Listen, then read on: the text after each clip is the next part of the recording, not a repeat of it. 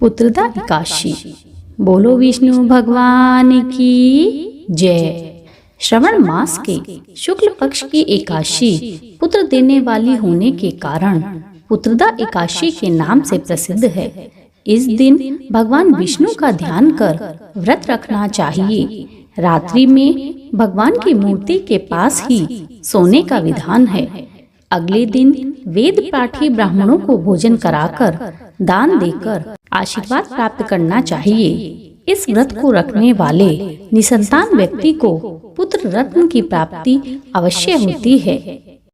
कामदा एकादशी की कथा समाप्त होने पर धर्मराज युधिष्ठिर ने श्रवण मास के शुक्ल पक्ष की एकादशी के बारे में वही सब प्रश्न किए। इसके उत्तर में भगवान श्री कृष्ण ने कहा, हे पांडुपुत्र युधिष्ठिर, श्रवण शुक्ला एकादशी का नाम पुत्रदा एकादशी है।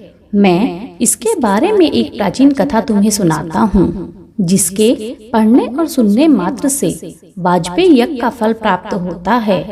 आप ध्यान पूर्वक सुनिए। द्वापर युग के आरंभ में महिष्मती नगरी में महिजित नाम का एक प्रतापी राजा राज्य करता था। उसका बहुत बड़ा राज्य था, परंतु कोई पुत्र न होने के कारण राजा महिजित को राज्य सुखदायक नहीं लगता था। पुत्र प्राप्ति के लिए राजा ने अनेक दान पुण्य यज्ञ हवन आदि उपाय किए, परंतु राजा को पुत्र की प्राप्ति नहीं हुई। वृद्धावस्था आती हुई देखकर राजा ने अपनी प्रजा के प्रतिनिधियों और विद्वान ब्राह्मणों को बुलाकर कहने लगा, हे प्रजाजनों, मैंने इस जन्म में तो कोई पाप नहीं किया है।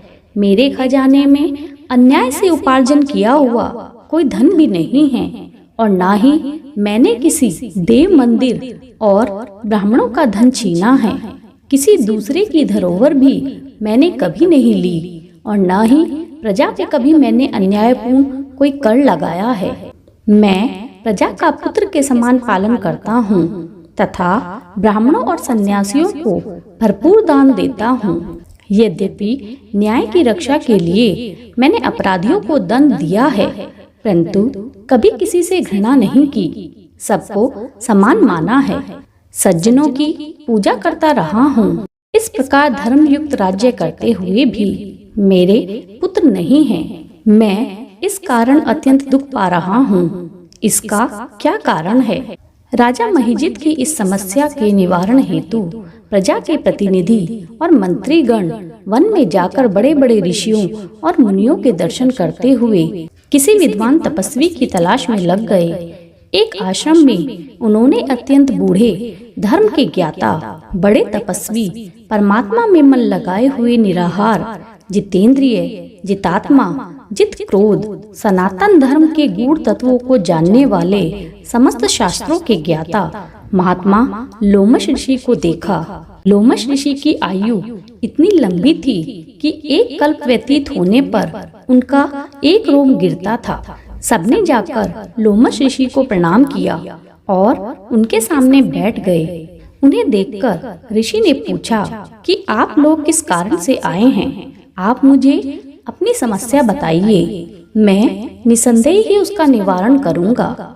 लोमश ऋषि के ऐसे वचन सुनकर सब लोग कहने लगे, हे महर्षि, यद्यपि आप हमारी बात जानने में ब्रह्मा से भी ज्यादा सामर्थ्य रखते हैं, परंतु फिर भी हम अपनी व्यथा आपसे कहते हैं। महिष्मतीपुरी का धर्मात्मा राजा महिजित प्रजा का पुत्र के समान पालन करता है, परंतु फिर भी वह पुत्रहीन है। हम लोग उसकी प्रजा हैं। अपने राजा के दुख से हम भी दुखी हैं। हमको पूर्ण विश्वास है कि आपके दर्शन से हमारा संकट अवश्य दूर हो जाएगा, क्योंकि महान पुरुषों के दर्शन मात्र से अनेक कष्ट दूर हो जाते हैं। आप कृपा करके राजा के पुत्र होने का कोई उपाय बताएं। यह वार्ता सुनकर ऋषि लोमश ने थोड़ी देर के लिए अपने नेत्र बंद कर लिए और राजा के पिछले जन्म का वृत्तांत ज्ञात कर लिया। लोमश ऋषि ने स्नेह युक्त वाणी में कहा, हे महाअनुभवो, आपका राजा पूर्व जन्म में एक निर्धन वैश्य था। निर्धन होने के कारण इसने अनेक बुरे कर्म किए हैं। वह एक गांव से दूसरे गांव में व्यापार करने के लिए जाया करता था। एक समय ज्येष्ठ मास के शुक्ल पक्ष की द्वादशी के दिन वह 2 दिन से भूखा प्यासा था। एक जलाशय से जल पीने के लिए गया। उस स्थान पर एक गाय पानी पी रही थी। राजा उस प्यासी गाय को हटाकर स्वयं पानी पीने लगा। इसी पाप के कारण राजा को निपुत्र होने का दुख सहना पड़ रहा है। एकादशी के दिन व्रत रखने के कारण वह राजा बना और प्यासी गाय को जल पीते से हटाने के कारण पुत्रहीन होने का दुख भोग रहा है। सब लोगों ने कहा, हे मुनि श्रेष्ठ, राजा के इस दुख का कोई तो उपाय होगा। लोमश मुनि ने उत्तर दिया, श्रवण मास के शुक्ल पक्ष की एकादशी को पवित्रा एकादशी का व्रत और रात्रि का जागरण करें तो पूर्व जन्म का यह पाप नष्ट हो जाएगा और राजा को अवश्य ही पुत्र की प्राप्ति होगी। लोमश ऋषि से उपाय जानने के बाद सभी व्यक्ति नगर को वापस लौट आए। जब श्रवण शुक्ला एकादशी आई तो सबने मिलकर ऋषि की आज्ञा अनुसार राजा सहित पुत्रदा एकादशी का व्रत और जागरण किया। इसके पश्चात द्वादशी के दिन इसके पुण्य का फल राजा को दिया गया। उस पुण्य के प्रभाव से रानी ने गर्भ धारण किया और प्रसव काल समाप्त होने पर उसके एक बड़ा तेजस्वी पुत्र उत्पन्न हुआ। अंत में भगवान श्री कृष्ण ने कहा, हे राजन, इस श्रवण शुक्ल एकादशी का नाम पुत्रदा एकादशी है। अतः संतान के सुख की इच्छा रखने वाले इस व्रत को अवश्य करें। इसके महात्म्य को सुनने से मनुष्य सब पाप से मुक्त हो जाता है और इस लोक में संतान सुख भोग कर परलोक में स्वर्ग को प्राप्त होता है। बोलो विष्णु भगवान की जय।